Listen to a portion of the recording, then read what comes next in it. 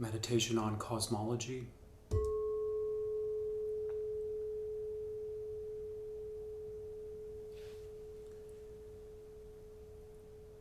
So arriving in our seat, let's purge any stale air in the lungs on an out breath.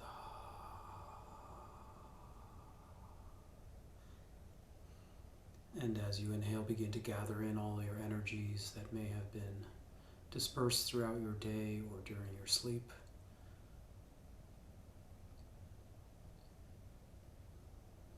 Giving the awareness one object to tether itself and enabling it to settle.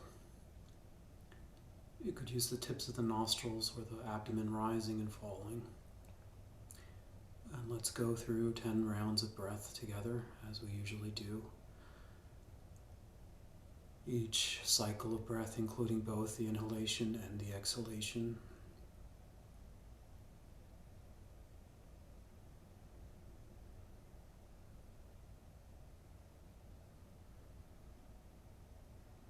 Adjusting your posture so that your back can be upright and yet relaxed. Opening or closing your eyes depending on your level of excitation or lethargy.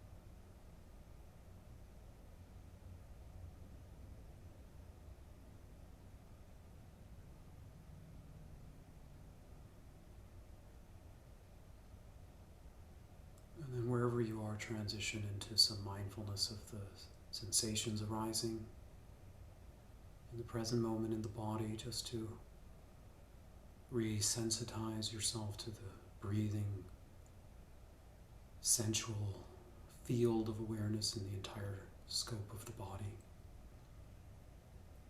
So whether you encounter pleasure or pain or indifference, just allowing, noting whatever comes without any indulgence or reaction. Another 10 rounds of breath.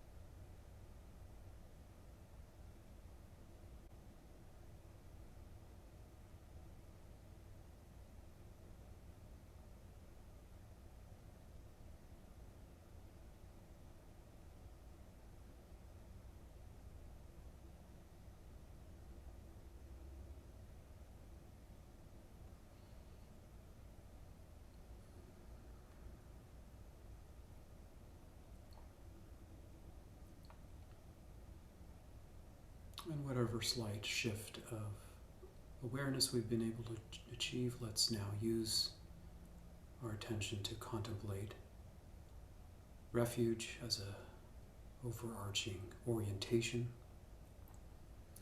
So just recollect that you've been on a very long journey, one that we will contemplate deeply in the course of this meditation on the cosmology, but nevertheless feel some sense of the exhaustion of traveling since beginningless time.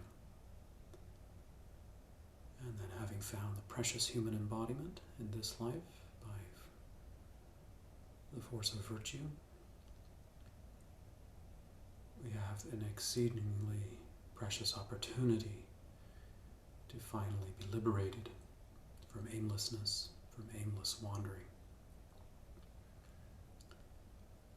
And in order to do that, we should really think deeply about safe direction for our consciousness. What is a reliable North Star? And of course that is the three reliances of the Buddha, the Dharma, and the Sangha.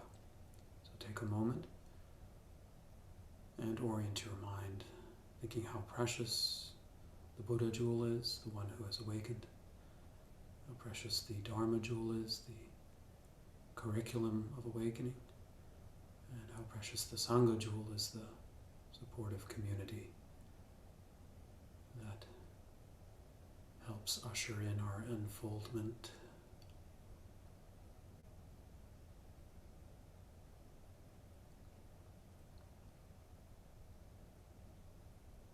If you've taken the refuge vows, then you can refresh your vows, how many you have taken, your commitment to those vows.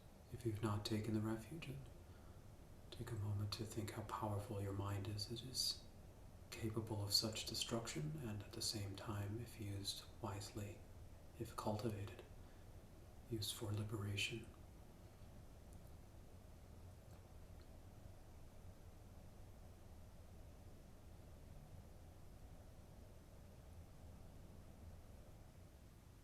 And now let's also cultivate the altruistic mind, bodhicitta.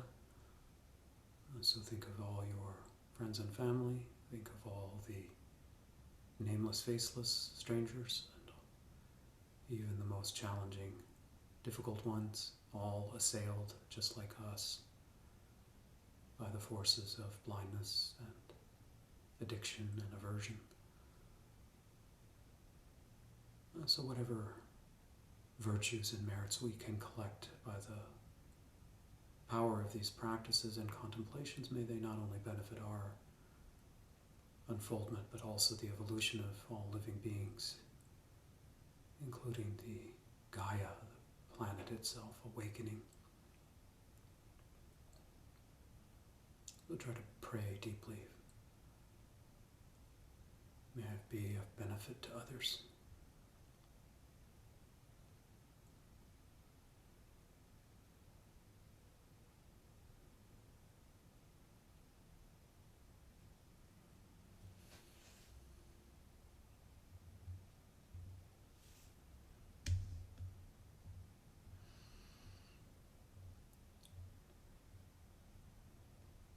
Now just imagine in the space before you, the world begins to dissolve, and your own body begins to dissolve, and the sense of ordinariness begins to dissolve, and the sense of certainty begins to dissolve, and everything is melting into light and into spaciousness.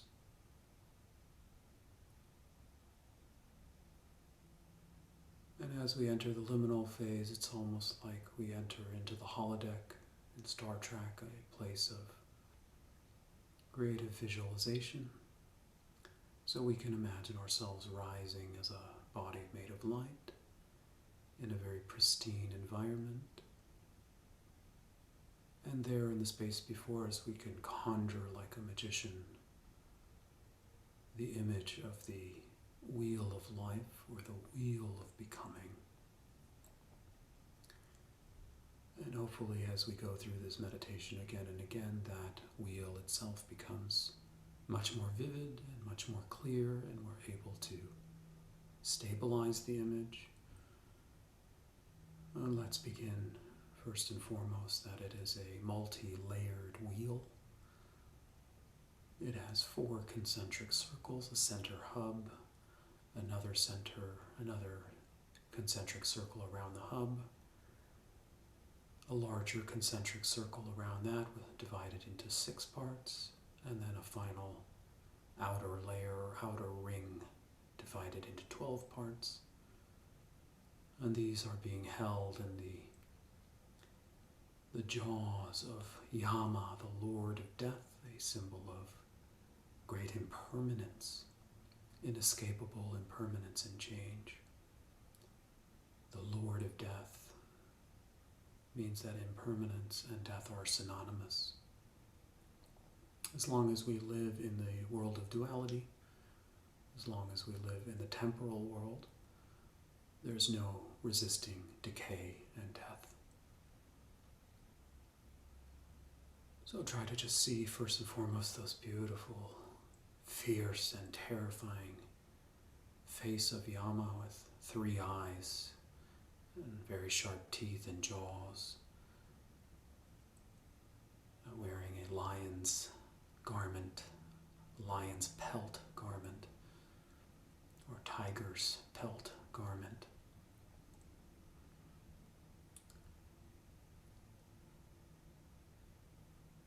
And just get a sense for the implication of impermanence. You might be experiencing that in one facet or another, feeling like you're getting older, feeling like the vicissitudes of life,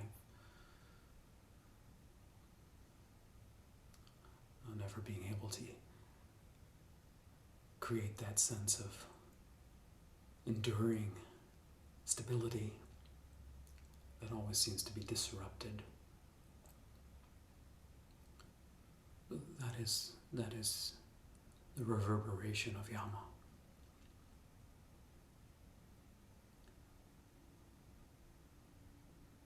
So as we go through this pictorial image of the wheel of life or the wheel of becoming, then do just try to let your imagination run wild. I'll cue you to some various aspects, but then really just let the imagination begin to absorb the imagery so that it becomes installed in your memory bank. Let's move first and foremost to the hub of the wheel, the driving force of the wheel of becoming, what I call the propulsion system. So there we have an interlinked triad of animals, the snake, the rooster, and the pig. And they're each grasping onto the other's tail, forming a triumvirate. So just see the snake first and foremost, its tail being clenched by the pig, and it itself clenching the tail of the rooster. The serpent or snake obviously is the aggressive instincts. So just imagine when you disrupt a snake, it rears its head and makes a quick dart in self-protection. So the marshalling of this aggressive force in the service of self-protection is what is symbolized by the snake. And try to just see whatever version you like in the depiction. The self-defensive, hostile instinct that propels us in the form of aggression and repulsion and dissatisfaction, hatred. And next is the rooster. Of course, if you imagine the rooster, it pecking away at the seeds here and there, gobbling up whatever it can find. This is indicative of our desires and attachments and clinging. The rooster is also known for choosing a mate lifelong. And so this sense of holding on for dear life, even in the face of inevitable change, the unwillingness, the relentlessness, the relentless pursuit, the chronic dissatisfaction that propels us forward to attachment.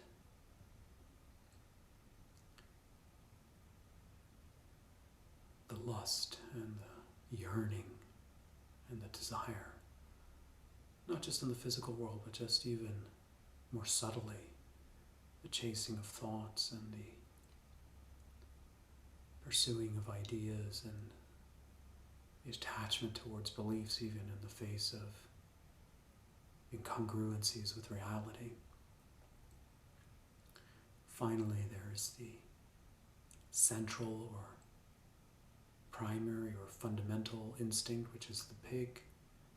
And you can think of the pig rolling around in the mud, unawares of the foul or the disgusting environment in which it is. It's the ignorance of bliss, the blissful ignorance.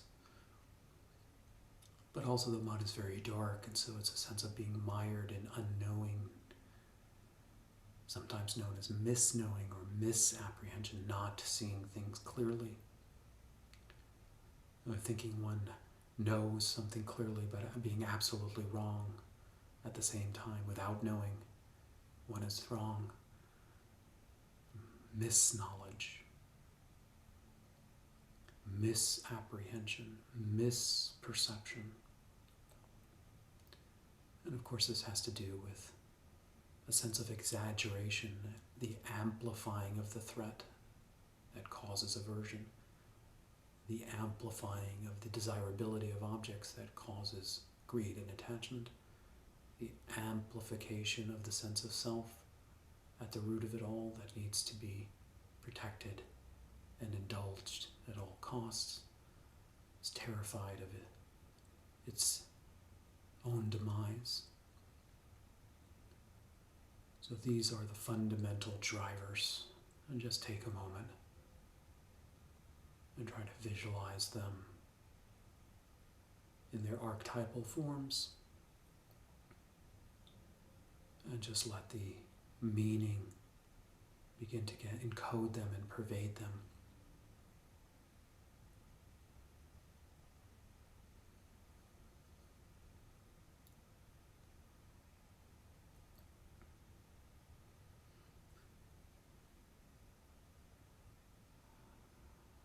The next concentric circle then is a circle that depicts the descension and ascension of consciousness as a result of karma. So these drivers create action in the world. From fundamental ignorance comes desire and aversion, or repulsion and attachment, which creates unimaginable karmas, which then become the result and influence the evolution or devolution of consciousness. So here we can just recall that life is a spiral, not a linear progression.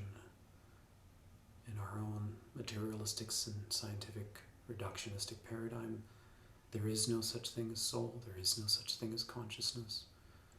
Life itself is a meaningless, random, unknowable, arising from brain chemistry seemingly, an apparition, an anomaly.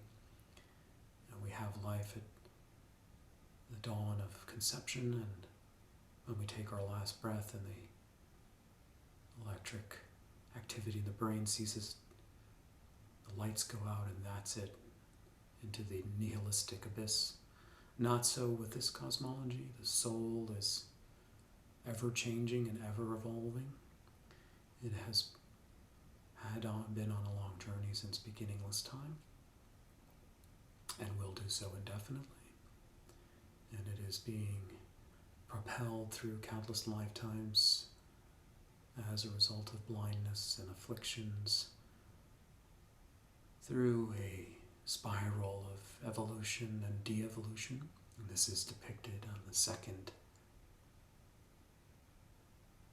circumambulation around the hub. So there you can see the depiction of almost a grotesque life form, almost like a golem type character,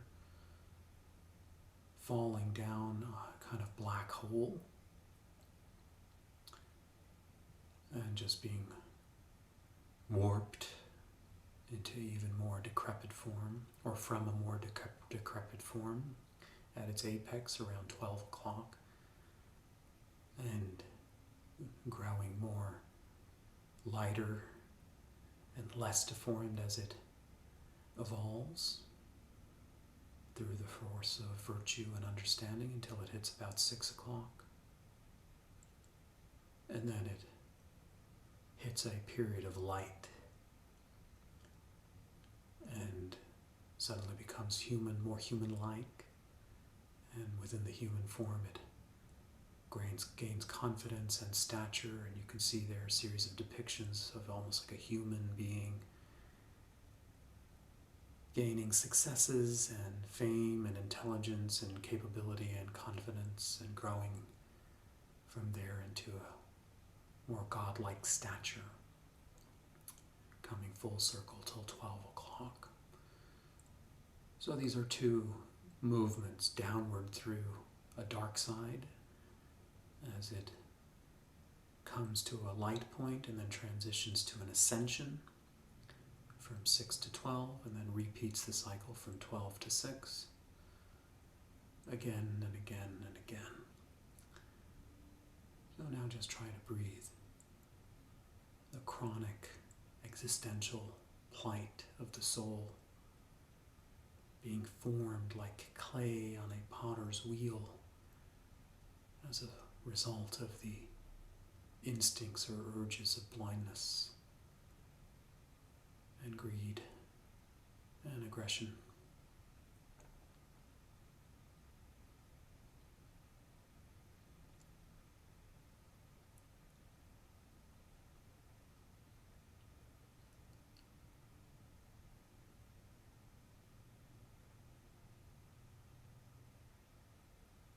Now we can move to the third concentric circle, this one much larger on the wheel of life, and separate it into 6 discrete realms, sometimes depicted as 5, but let's do the 6.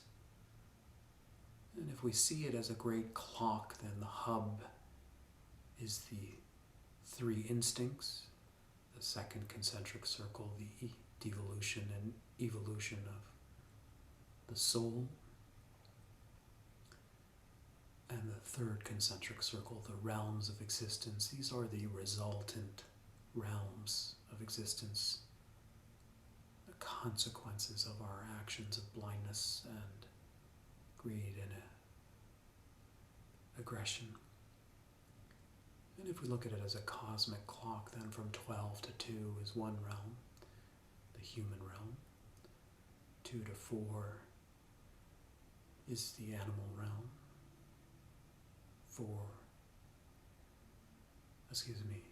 5 would be 2 to 5. 5 to 7, the hell realm. And then 7 to 10, the realm of the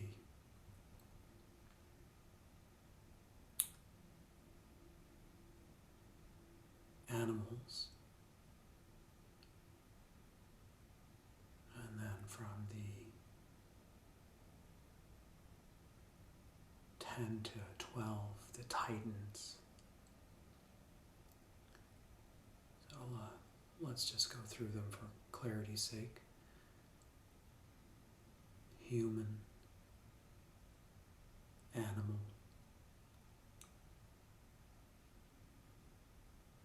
and hell being.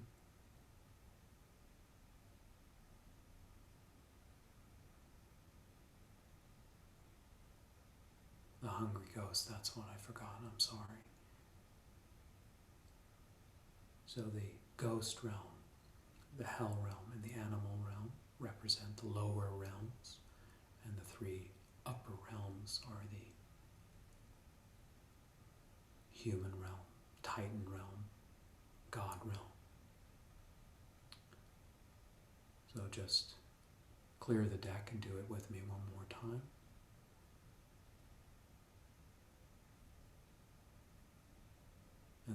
through the energies and the depictions, just get an energetic sense of the more ascended realms or favorable realms. Human, Titan, God, lower realms, animal, ghost, and hell. Let's leave aside the human realm and go to the hungry ghost realm, or the animal realm, depicted by all kinds of little creatures taking a drink at the water source, and each one of them, one eye looking behind them, terrified about potential predators. So here we can sense into the sense of anxiety and ignorance and fear, doubt, paralysis. The animals don't really know more than what they can perceive in any one given moment, and they're in a constant state of worry that they're going to be gobbled. And here we can let go of the reductionistic, materialistic view of these being just merely psychological states. We could try to imagine being reborn for a vast time as an animal, especially on this planet. Think about all the chronic threats to our survival, trying to fend for ourselves and fend for our families under those constant pressures. And without much resource, no language, no capacity or means for communication, very limited resource. So try to just think of the animal realm and see, put in there some, almost like a Bob Ross painting, put in your own animals there, and your own setting near a lake or a water source. And then we can also now move to the hungry ghost realm. And there, clearly there are depictions of souls that have very large, distended bellies and very narrowed throats. And they're very hungry. They're devouring copious amounts of food, but the belly is so large and the throat so small that it's impossible to feel satiated and satisfied. And this is the realm of addiction.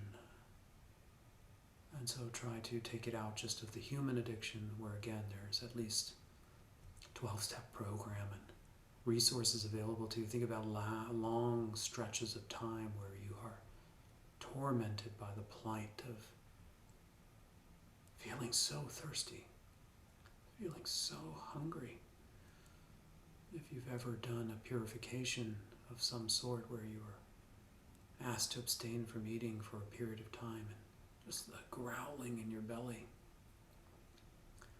and how that growling eventually, even just in 6 hours or 12 hours, impacts your cognitive ability to function. Just try to tap into the experience, the visceral experience of that.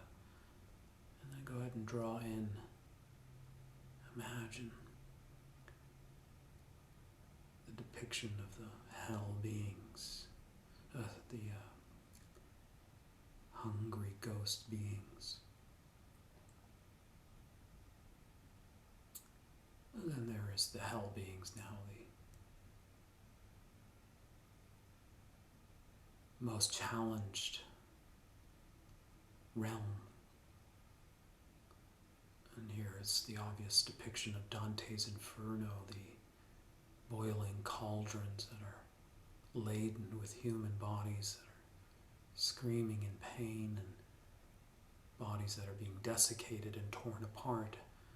Extreme isolation, extreme psychic fragmentation, extreme states of enduring torment, terror, utter terror and pain for eons.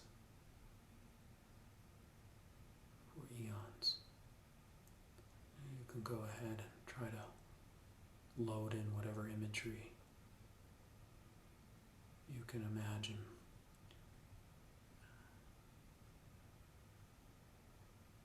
And then the upper realms, beginning with the Titans, the demigods there.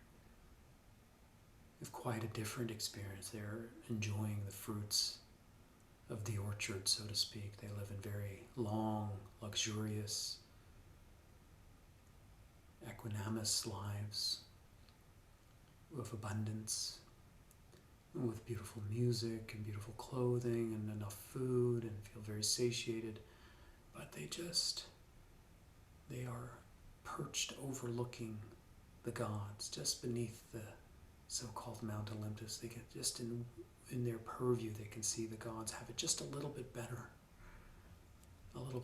view, a little bit more food, a little bit more sensual music, a little bit longer life, and they struggle with the jealousy of keeping up with the Joneses. So much so that they become preoccupied with that life, that they forget what they have, and they forget what the other possibilities beneath them have. So focused on what they don't have that they can't appreciate what they do.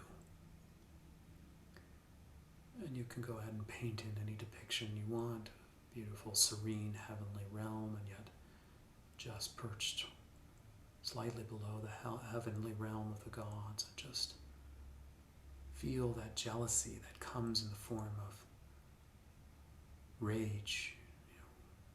We're trying to think about what it's like for you to feel jealous. You want to destroy the other person. You feel it's so unfair. You feel so entitled.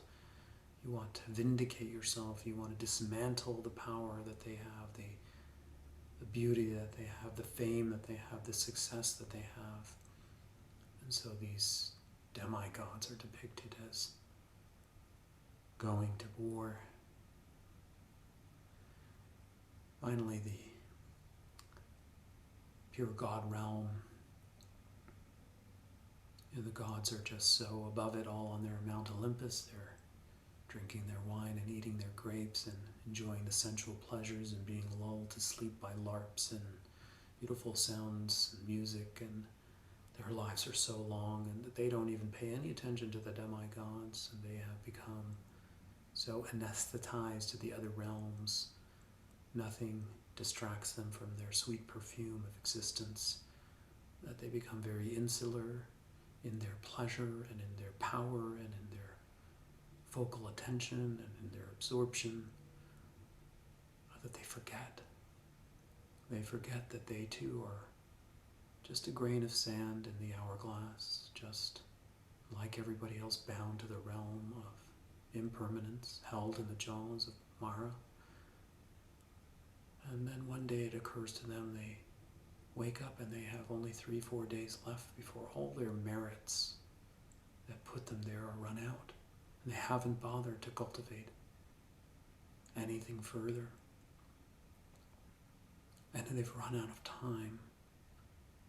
And there's nowhere else to go but to descend and to lose it all. To lose it all. To lose one's fame, fortune, stature, power, capability, confidence, courage, vitality, health, and life. With nothing in the bank, no merits. And then finally the human realm, which is depicted with our typical associations of life. There's a little baby being born, and maybe a schoolhouse, and there may be a wedding ceremony happening, and there's large gatherings, and people bartering and trading and doing business, and a little scene of maybe prayer hall or meditation room. And then there's a scene there of the Buddha with his 5 attendants. And so this is life. This is what we have come to recognize as the human experience. All these possibilities, the movements from birth to death, trying to be a good student, trying to accumulate wealth, trying to develop our network, protect our family, and having spiritual inclination, trying to build in a spiritual life, trying to live both the worldly and spiritual.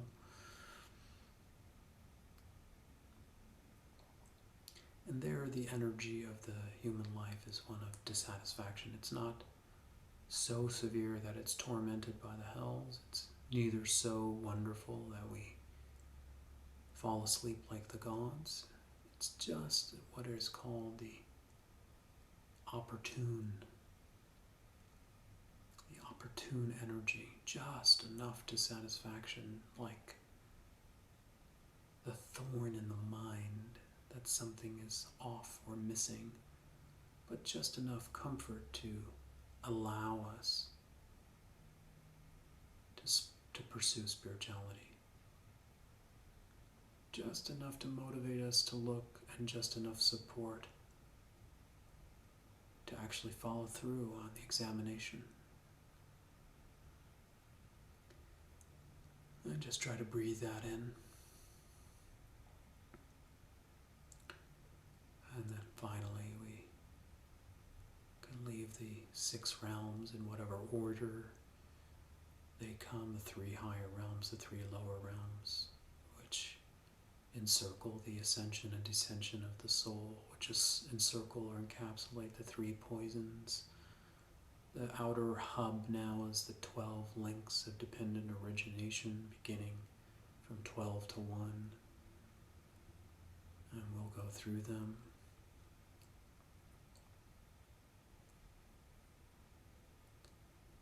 The first imagery from 12 to 1 is that of ignorance or misapprehension, an old hag, an old crone, wrinkled and hunched over and unable to see or hear, with a cane, very much like the pig. Blindness, spiritual blindness, not knowing the full picture. And this conditions. This is the first prism through which the soul sees the world, as conditioned by blindness. And we could say that this is the first link of separation. The most fundamental blindness we have is the notion of being separated, distinct, set apart, isolated, atomic.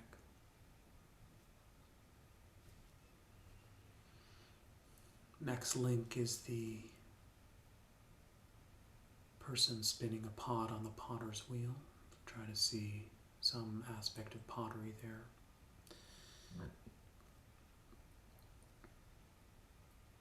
From spiritual blindness comes the imprints, the karmic imprints.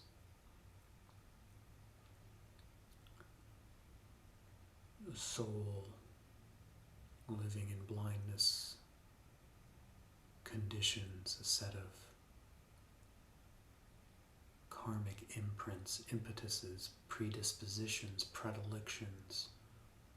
It's not a tabula rasa, it is a soul that has very powerful attractions and repulsions and patterns deep within it.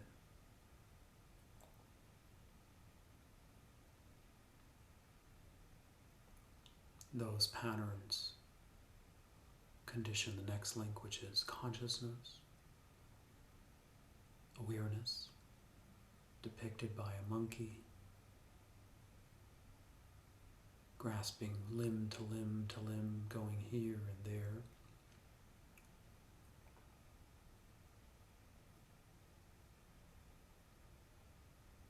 So blindness influences karmic imprints, influences awareness. And if there are very latent imprints, so that awareness becomes very fragmented, distracted, unattuned.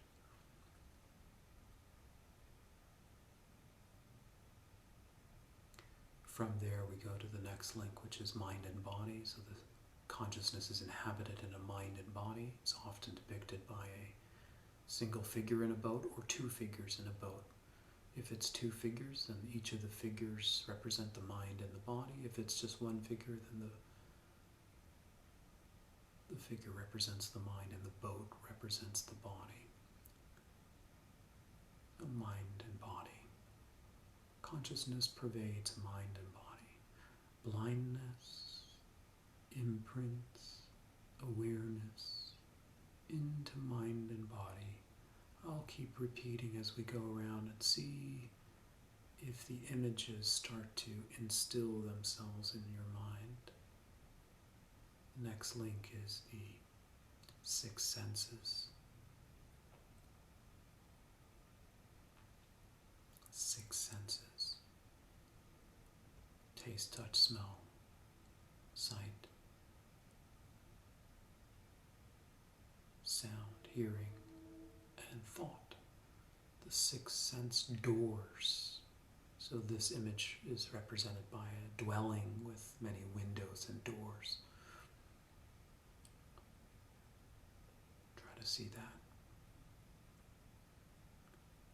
Spiritual blindness, imprints, awareness, mind and body, six sense doors. So this is where we're going to now receive inputs from the environment coming through the sense doors, including the sixth sense, the mind, so a thought arising. Then mind and thought connect, and we have a moment of the next link. Sound and ear connect, and we have a moment of the next link. Tongue and food connect, and we have taste. The body and sense object connect, and we have feeling tone. So the next link is contact. Contact. This is depicted by two lovers embracing. Very easy image to remember. When the sense door and the sense object come into contact.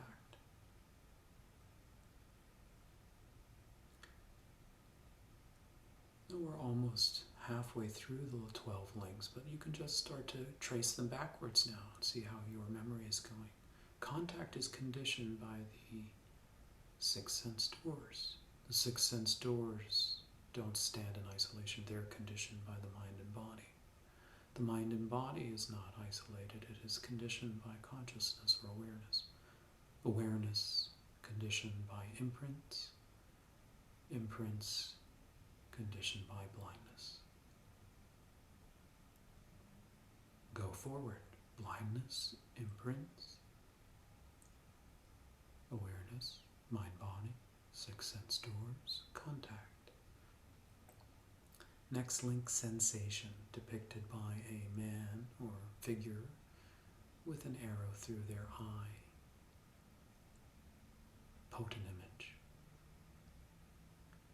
Sensation. There are typically three types of sensation. The desirable sensations, pleasure, undesirable sensation, and the neutral sensations.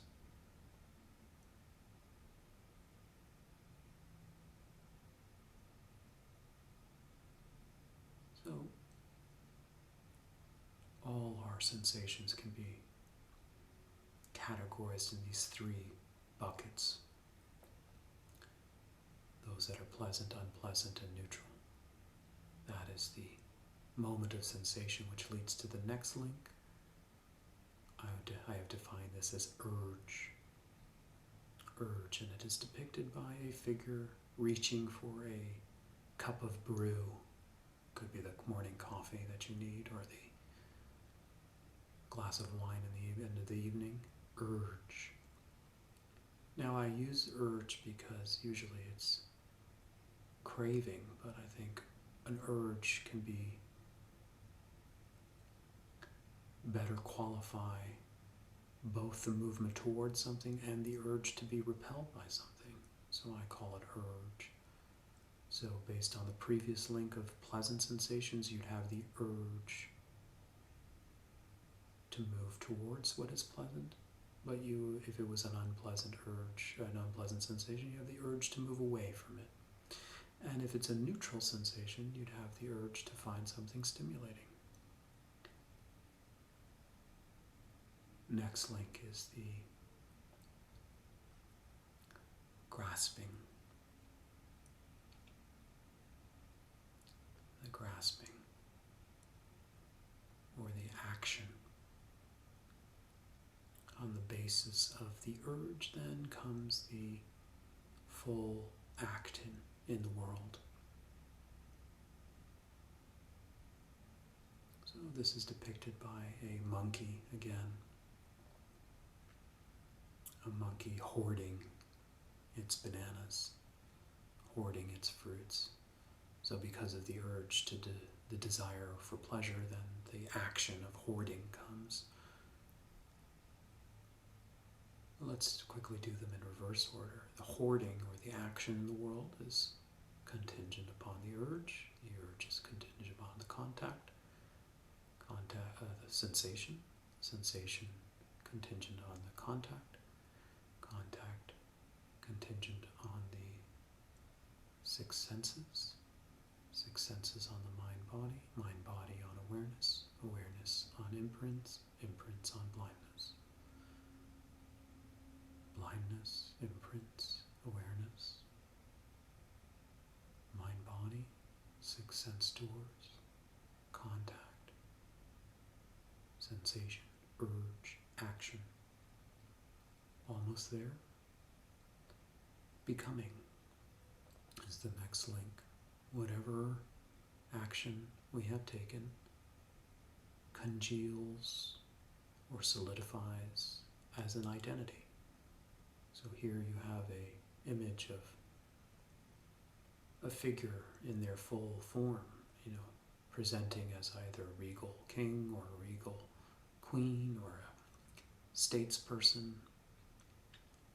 someone who's fully inhabiting their identity as a result of all the previous conditions. And this is a rigid identity. When we claim ourselves, this is me, and put a flag in it. Becoming.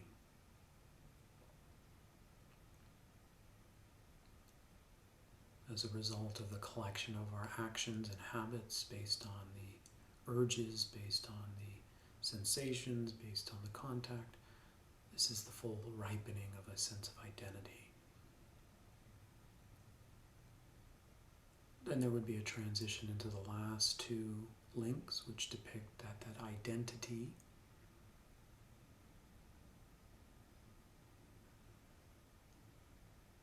is reborn in another moment, carries over to another moment,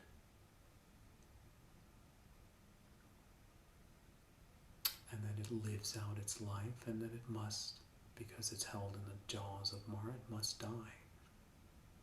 So you have birth and death. Becoming conditions birth, birth conditions death.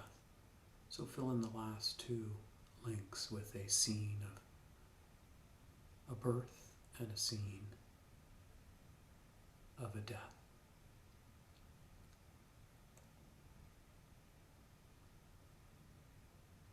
Death is conditioned by birth, birth is conditioned by becoming, becoming is conditioned by action, action by urge, urge by sensation, sensation by contact, contact by six senses by mind-body, mind-body by awareness, awareness by karmic imprints, imprints by blindness.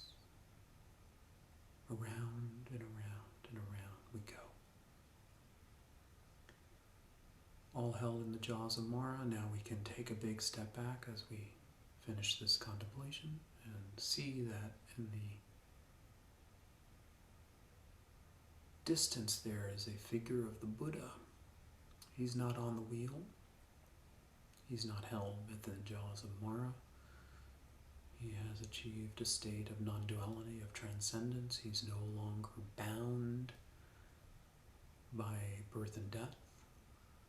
He is fully realized, fully actualized, fully enlightened, fully free, liberated. So that potentiality is also in the scene. And he's pointing with his finger to a Dharma chakra, the wheel, another wheel, but this one, the wheel of the Dharma, the wheel of the Four Noble Truths. Truth of suffering, its cause, freedom and its path, the way out. The one thing to finally install the full picture of the cosmology is all of this, even Mara is held within emptiness. Even Mara is held within emptiness. Sometimes we can call that Buddha nature. Infinite possibilities. You can be stuck in the realms and in the unidimensional world of impermanence, but you can also be free. And that's only possible because everything is held, even Mara is held within the embrace of emptiness. Because of emptiness, because of Buddha nature, we can be free. That is the good news. That is the fundamental condition. Not sin, not depravity, not even impermanence. The fundamental condition is openness, possibility, transcendence.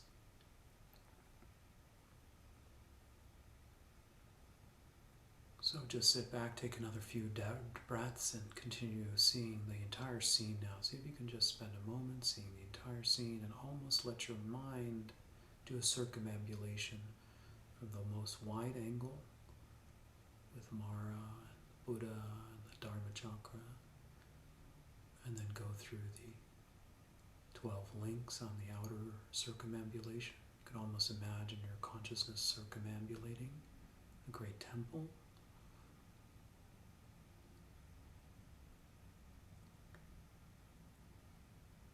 You can go from 12 around the clock all the way back to 12, and then you can descend and go through the 6 realms, the 3 higher realms, the 3 lower realms.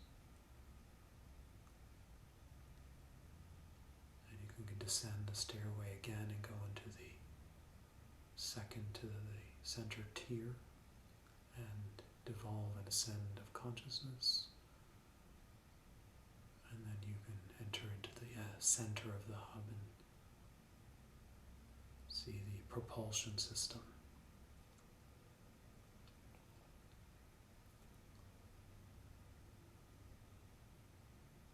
I hope that's helpful. Now let's dedicate the merit of internalizing one of the greatest teachings of the Buddha, the great cosmology, the meta-narrative that helps frame our predicament as souls traveling through space and time, being driven by the forces of greed and aversion, rooted in fundamental ignorance, ascending and descending through the various realms, and constantly being conditioned through an interdependent chain of events without any agency, and yet we are made of nothing but agency and potentiality if we can intervene, develop consciousness, create moments of disruption through recognition and choice, and break the cycle. It's a very powerful meta-narrative. So let's dedicate the merit.